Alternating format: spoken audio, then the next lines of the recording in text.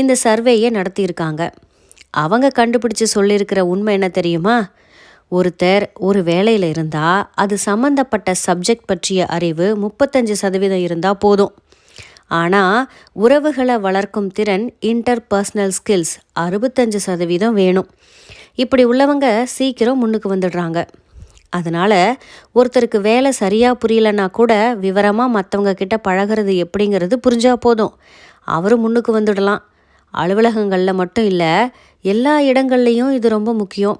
வீட்டுக்குள்ளேயும் இது ரொம்ப முக்கியம், வீட்டுக்கு வெளியேயும் இது முக்கியம். அடுத்தவங்க கிட்ட பழகிறது எப்படிங்கிறத தெரிஞ்சிக்காதவன் வாழ்க்கையில் முன்னேற முடியாது.